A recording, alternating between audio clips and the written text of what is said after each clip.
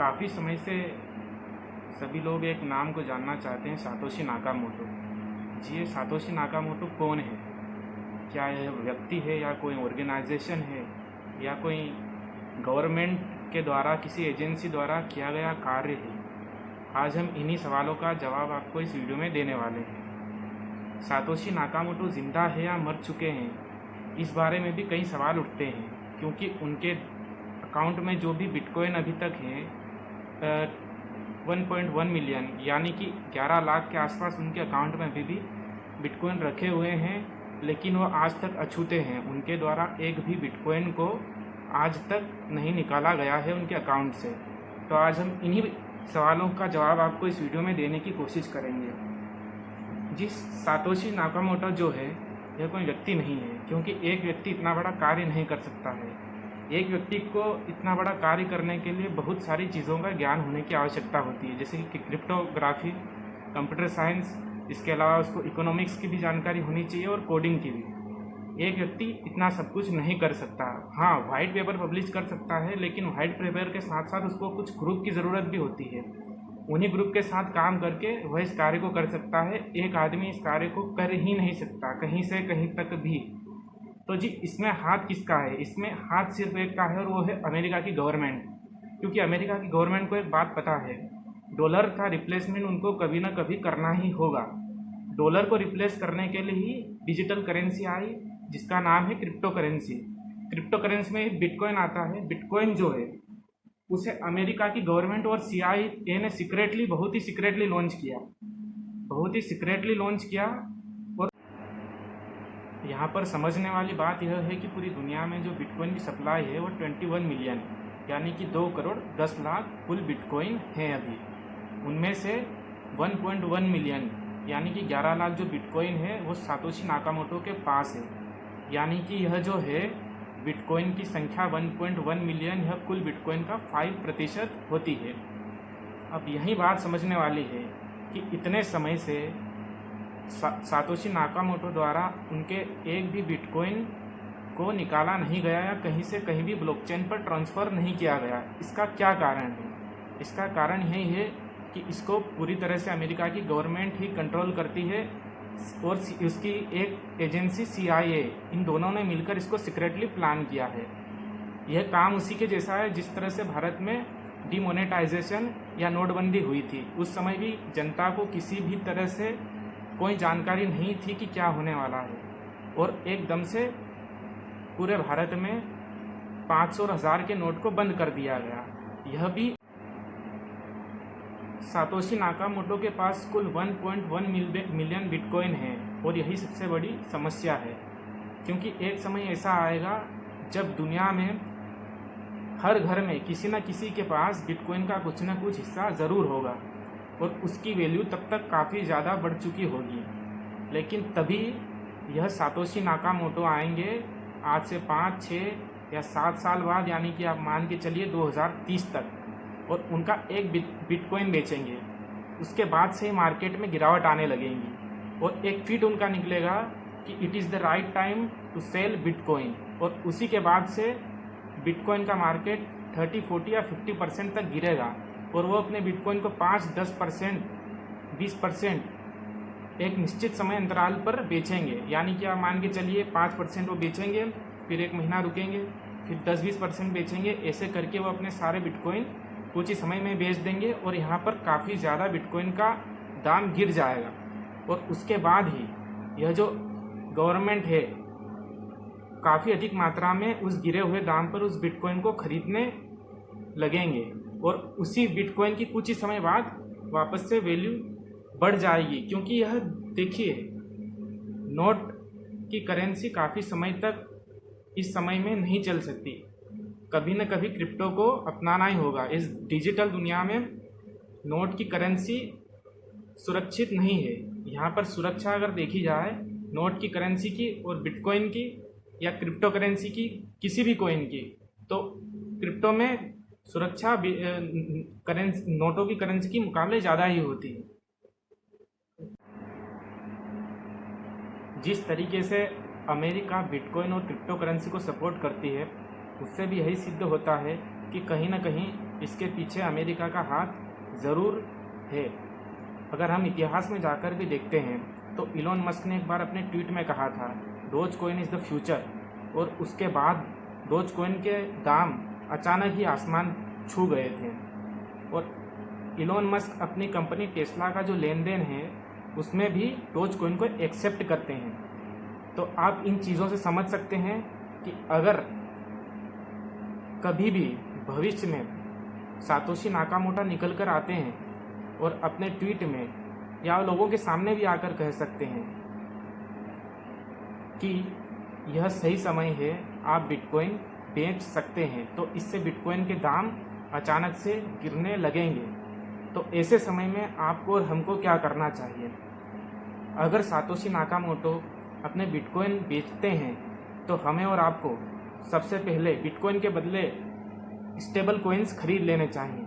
अगर जो लोग स्टेबल कॉइन्स के बारे में नहीं जानते हैं तो मैं उनको बताना चाहूँगा कि स्टेबल कॉइन की कीमत फिक्स्ड होती है, यानी कि एक स्टेबल कॉइन $1 के बराबर ही रहेगा, ना तो उसकी वैल्यू बढ़ेगी ना ही घटेगी।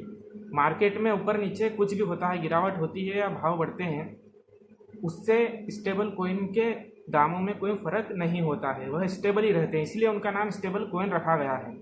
जैसे ही बिटकॉइन सातोशी नाकामोटो या कोई भी या आने वाले फ्यूचर में अगर बिटकॉइन के दाम एकदम से अचानक बढ़ते हैं, कोई भी ऐसा ट्वीट डालता है कि यह सही समय है बिटकॉइन को बेचने का, तो हमें और आपको तुरंत बिटकॉइन की जगह पर स्टेबल कॉइन को खरीद लेना है। जब बिटकॉइन की कीमत गिरेगी तब भी आप अपने पैसे को कई गुना कर सकते हैं, क्योंकि क्रिप्टो मार्केट में आप पैसे तभी नहीं कमा सकते हैं जब मार्केट ऊपर चढ़ेगा, जब मार्केट नीचे आता है तब भी आप उसमें पैसे कमा सकते हैं। जब सातोशी नाकामोटो अपने सारे बिटकॉइन बेच देंगे तब वहाँ पर एक लूप बन जाएगा। सारे बिटकॉइन जब बिक जाते हैं वो ब्लॉकचेन में चले जाएंगे सातोशी नाकामोटो के द्वारा, और यहाँ पर एक लूप बनता है। हर आइडियल चीज़ में एक लूप होता है। मैं यह नहीं बोल रहा कि बिटकॉइन एक फ्रॉड है, जी बिटकॉइन फ्रॉड नहीं है, बिल्कुल इसमें इन्वेस्ट करना चाहिए, आपको भी करना चाहिए, मैंने भी इसमें इन्वेस्ट कर रखा है। और मैं तो यही सजेस्ट करूँगा कि दूसरे कॉइन के बजाय आप बिटकॉइन ही खरीदें, क्योंकि इसका फ्यूचर बहुत ही ब्राइट है। लेकिन हर चीज़ चाहे वो कितनी भी आइडियल हो, उसमें कुछ न कुछ ड्रॉबैक ज़रूर होते हैं उसके, और उसमें लूप होल भी बहुत, लूप होल आप उसमें बहुत, बिटकॉइन में जी कोई लूप होल नहीं है, इसमें केवल कंट्रोल का गेम है। अगर इसे कोई कंट्रोल कर लेता है तो ये उसके कंट्रोल में चला जाएगा, और कंट्रोल मार्केट को कोई तभी कर सकता है जब उसके पास बिटकॉइन की क्वांटिटी अधिक हो। 5% 10% यदि कोई होल्ड करके रखता है, और 5% जिसके पास बिटकॉइन है वो है सातोशी नाकामोटो, और यह वह नाम है जिसको कोई जानता ही नहीं है। इसीलिए जब भी ये नाम रिवील होगा और वह आदमी दुनिया के सामने आएगा तब इसके प्राइस वो ज़रूर गिरा सकता है। और जी बिल्कुल ऐसा होगा, ऐसा नहीं है कि इनको ऐसे ही रखा गया है, बहुत ही सोच समझकर इनको रखा गया है। यही इनका कारण था इतने समय तक अनटच और बिल्कुल अछूते इन अपने बिटकॉइन को रखने का। जी बिटकॉइन के लूप होल के बारे में मैं ज़रूर बात करूँगा। अगर फ्यूचर में बिटकॉइन के दाम गिरते हैं और मैंने जो भी आपको अभी तक बताया है, अगर ऐसी सिचुएशन बनती है तो मैं ज़रूर उस लूप होल के बारे में आपसे जानकारी साझा कर दूंगा। लेकिन मैं इसको पूरी तरह से अभी डिस्क्लोज नहीं कर सकता। हो सकता है कि यह सिचुएशन न भी हो, न भी बने, या बन भी सकती है, लेकिन हाँ इसके चांसेस 90% हैं कि हाँ फ्यूचर में ऐसी स्थिति ज़रूर बनेगी। और अब जी हम बात करने वाले हैं बिटकॉइन की सिक्योरिटी के बारे में। जी देखिए, बिटकॉइन पर 2 बार बहुत ही ज़ोरदार हमले हो चुके हैं, साइबर अटैक इस पर हो चुके हैं, और इसमें अरबों रुपए लोगों का जा चुका है। तो जी देखिए, बिटकॉइन के लिए 2 वॉलेट होते हैं। हम इसके अंदर एक होता है जी हॉट वॉलेट और एक होता है कोल्ड वॉलेट। हॉट वॉलेट जैसे कि है बाइनेंस, इसके अलावा है कोइनबेस और blockchain.com। इसके अंदर जो होता है वह पैसा डायरेक्ट इंटरनेट, यह जो वॉलेट होते हैं डायरेक्ट इंटरनेट से कनेक्ट होते हैं, और इनमें हमें साइबर सिक्योरिटी का या साइबर अटैक का हमें बहुत ज़्यादा ही खतरा होता है। इसके अलावा कोल्ड वॉलेट भी होते हैं जिसके अंदर आप अपने बिटकॉइन को सुरक्षित रख सकते हैं, जिसमें आपको साइबर अटैक जैसी हमलों की चिंता नहीं होती है। तो जी इसके अंदर जो होता है लेज़र नैनो ट्रेजर और कीप जैसे वॉलेट हैं, इनको कोल्ड वॉलेट कहा जाता है। इसके अंदर आप अपने बिटकॉइन को सुरक्षित रख सकते हैं, इसमें कोई खतरा नहीं है, यह पूरी तरह से सुरक्षित है। लेकिन आपको इसके पासवर्ड को बहुत ही संभाल कर 3 लेयर सिक्योरिटी के अंदर रखना चाहिए। अगर ये गुम हो गए तो फिर आपको ये कभी नहीं मिलने वाले, ना ही ये रिकवर कभी हो सकते हैं। जी काफ़ी सारे लोगों का सवाल यह रहता है कि बिटकॉइन में माइनिंग कैसे की जाती है। यह बात समझने वाली है कि जब बिटकॉइन के ब्लॉकचेन पर ट्रांजैक्शंस आती है तो वहाँ पर कुछ ब्लॉक बनते हैं। जब आप उन ब्लॉक को सोल्व करते हैं कुछ मैथमेटिकल पजल्स के द्वारा, तो आपको उसके बदले रिवार्ड के रूप में बिटकॉइन मिलता है। उसे ही बिटकॉइन माइनिंग कहते हैं। जिन जगहों पर बैंकिंग सिस्टम कमज़ोर है वहाँ पर लेन देन के लिए बिटकॉइन एक सबसे अच्छा विकल्प है। वहाँ पर इसके द्वारा लेन देन को सक्रिय रखा जा सकता है। भारत में बिटकॉइन लीगल है किंतु लीगल ट्रेड नहीं है। इसका अर्थ है कि आप बिटकॉइन में ट्रेडिंग कर सकते हैं, बिटकॉइन को खरीद भी सकते हैं, लेकिन बिटकॉइन के बदले किसी चीज़ को या किसी वस्तु को नहीं खरीद सकते। फॉर एग्जांपल आप कार को नहीं खरीद सकते, मकान को नहीं खरीद सकते, या प्रॉपर्टी नहीं खरीद सकते बिटकॉइन का ट्रांजैक्शन किसी दूसरे व्यक्ति को देकर।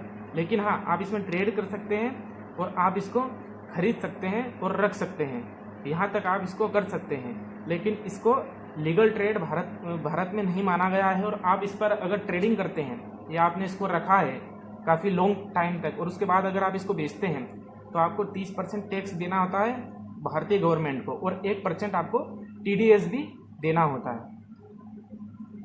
जी देखिए, बिटकॉइन जो है बैंक का अल्टरनेटिव भी है। देखा जाए तो बैंक का अल्टरनेटिव जो है बिटकॉइन ही है, और क्रिप्टो करेंसी दूसरी भी जो कॉइन है वह भी बैंक का अल्टरनेटिव है। आने वाले कुछ समय में बैंकिंग सिस्टम को यह बहुत ही तगड़ा आघात पहुंचाने वाले हैं।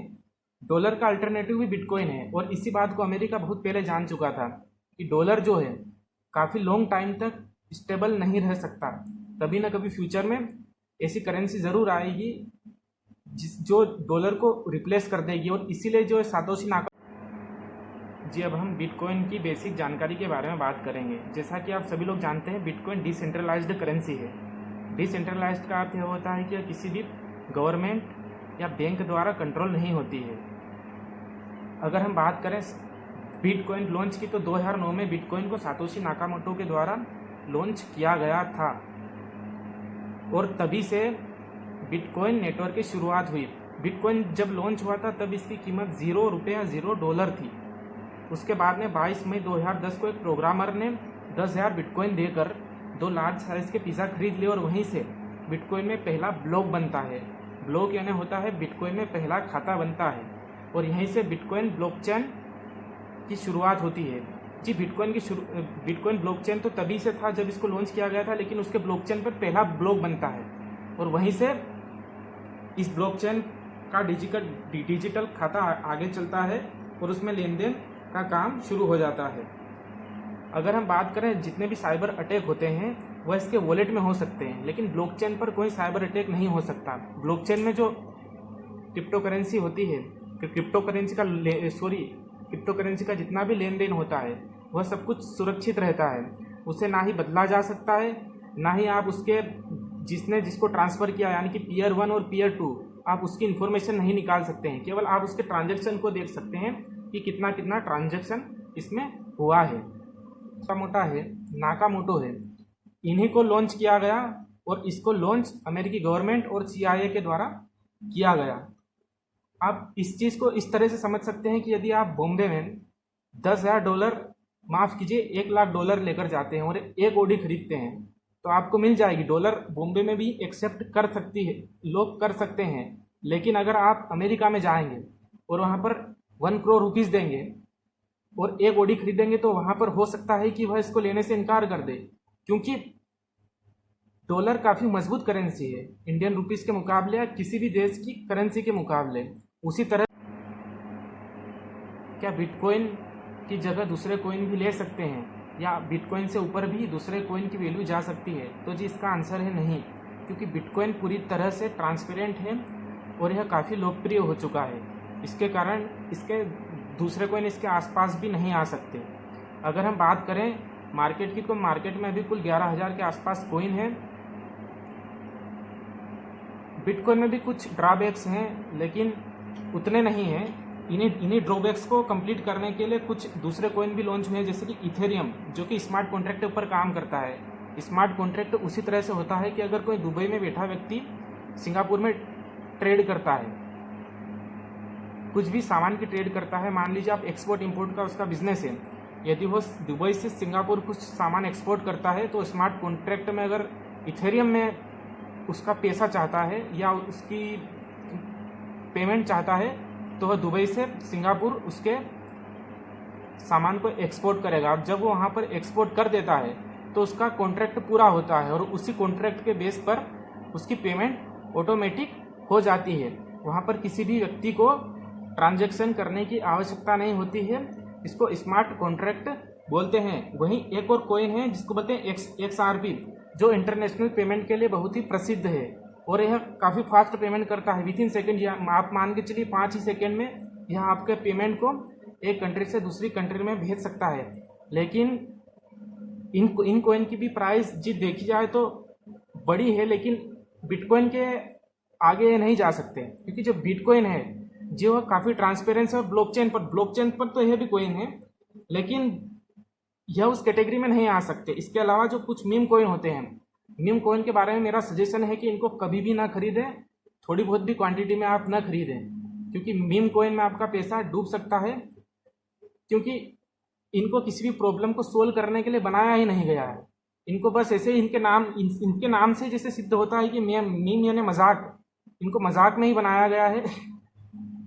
यह बात भी मजाक वाली ही है, इसलिए मीम कॉइन को आप कभी ना खरीदें। आपको खरीदना है तो बिटकॉइन खरीदिए।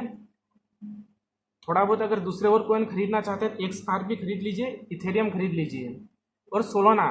इससे ज़्यादा आप दूसरे कॉइन में इन्वेस्ट मत कीजिए। और मैं तो यही कहूँगा कि बिटकॉइन के फ्यूचर को देखते हुए आप बिटकॉइन ही खरीदिए। आप सभी व्यूअर्स से मेरी रिक्वेस्ट है कि आप वीडियो को लाइक कर दें और शेयर कर दें।